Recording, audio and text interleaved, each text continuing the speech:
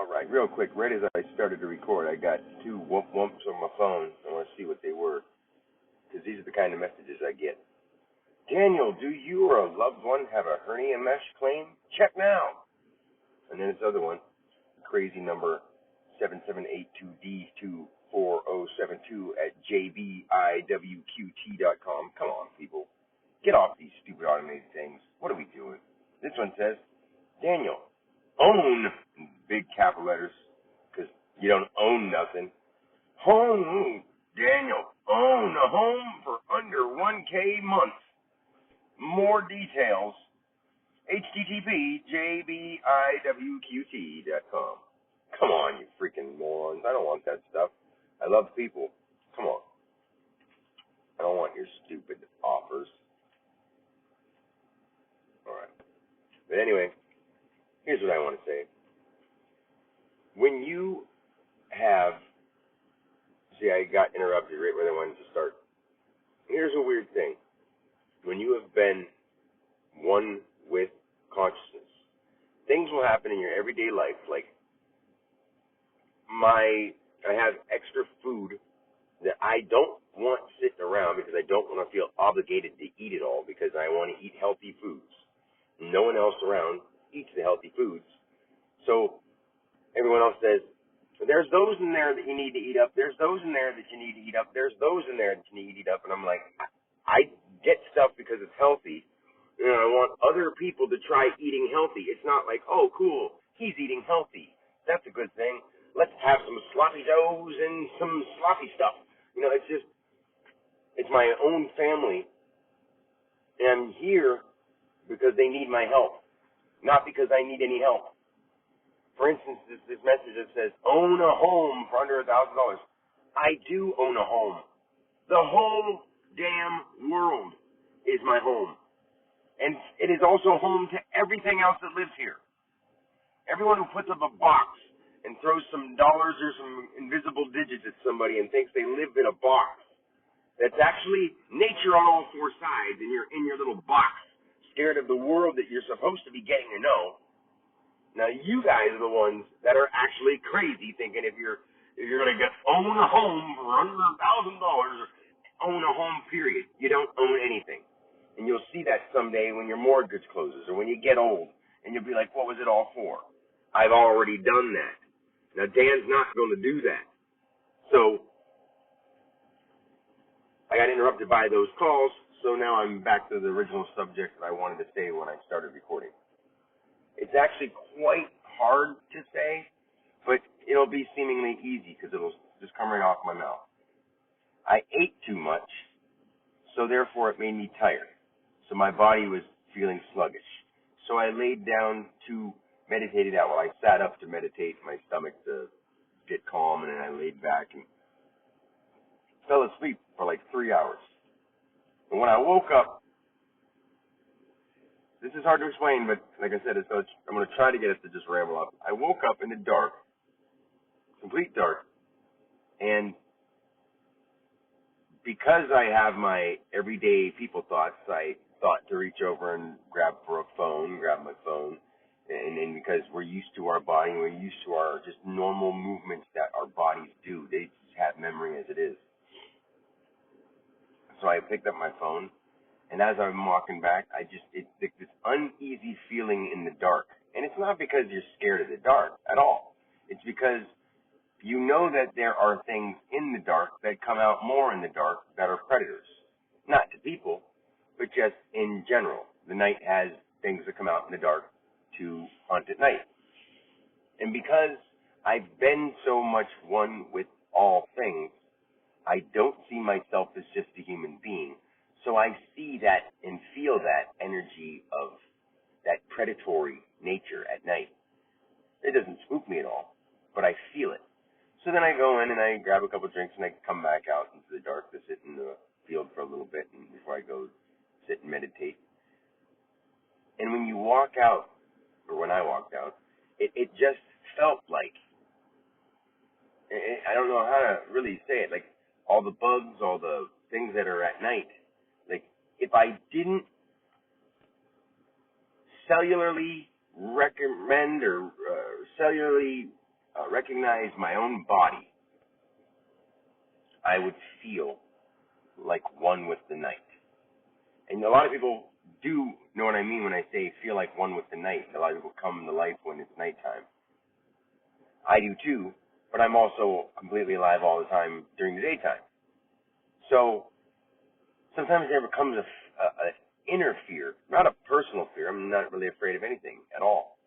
So I'll walk into something that makes me feel unconscious or uncomfortable and consciously like thinking, this is weird. Why am I doing this? Because I think to myself, I'm totally fine.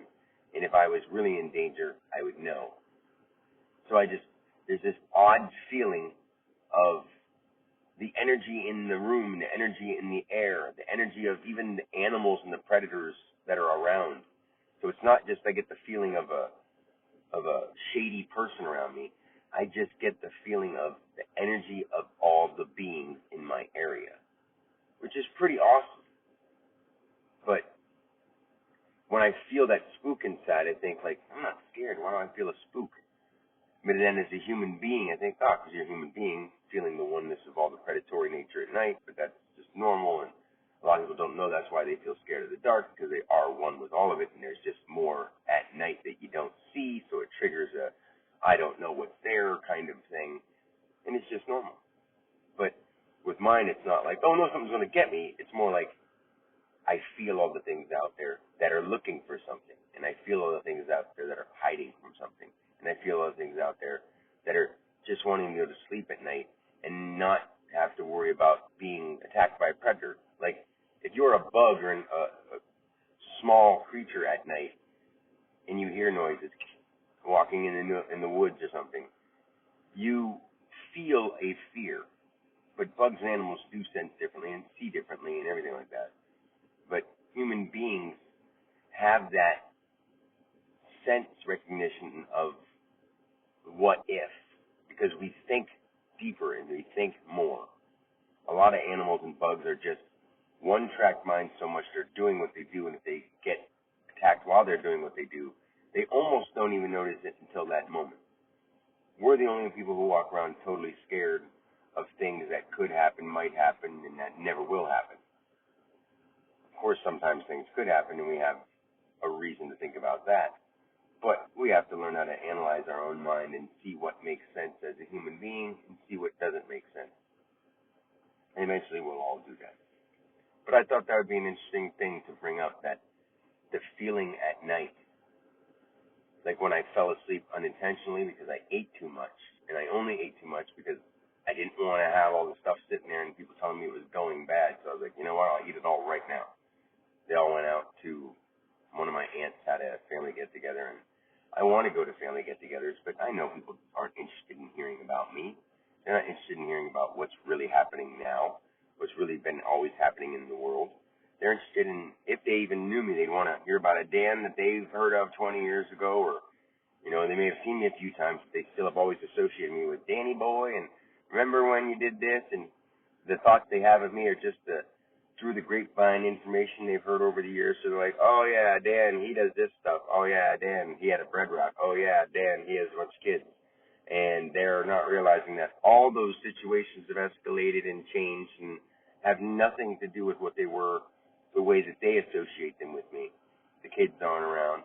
I will not work a job. And it's not because I'm just trying to be, Dan's always wild and crazy and doing sudden changes, because I'm not. I stay at my jobs for a long time, 3, 5, 6 years sometimes, and it's only because I'm trying to make money for my family, who's not even there. But I don't want to go to those kind of things. Like my cousin had a graduation party, and then like I said, my aunt had to get together today, and they sit and they eat meat, and they talk about, remember when Grandma used to do this? Remember when Grandma used to do that? She's been dead for 10 years. Bless her. But that part of the oneness, the grandma, has been dead for 10 years. So it's just not conducive to me to go do anything with family members who don't want to be right here, right now. And when they seem to be right here, right now, they're talking about stuff that happened when they were kids. I can't sit and be with people who constantly do that. And if they don't do that, they watch TV shows that remind them of being young, like the older people who watch black and white shows or shows from like the 70s on TV, and the other people who watch the 80s and 90s and old TV shows from the early 2000s and stuff. It just doesn't make any sense. It's people who don't want to be right here, right now, because it's too uncomfortable to be in the truth. And if you can be in the truth and say, hey, I'm not going to sit here and let people push us around. You could do that if you were here in the now every moment. But instead you go, oh, yeah, government, that sucks, yeah. And then go back to, I'll distract myself with something. And it's okay if other people are in charge of me for the rest of my life. And it's not. It is not okay to just be a pushover and let people tell you what to do your whole life. I mean, if you think it's okay, fine, but it really isn't. It's not the way that you're going to grow to be your best. Think about it. If you let people push you around, how are you going to possibly grow to be your best? Within the confines of being pushed around by people in business suits? I think that we all need to wake the hell up. And if you don't like someone saying it to you, that's you who's crazy, not me. Dan is 100% enlightened and needs nothing from anybody. No one's going to tell me any otherwise. There's not one person who could tell me something that I couldn't actually just flip around and prove to them, for a lack of a better word, because proof is sin, for lack of another better word. I could show them easily where they're wrong with what they're saying. But I'm not trying to sit and do that. I'm trying to help people just understand.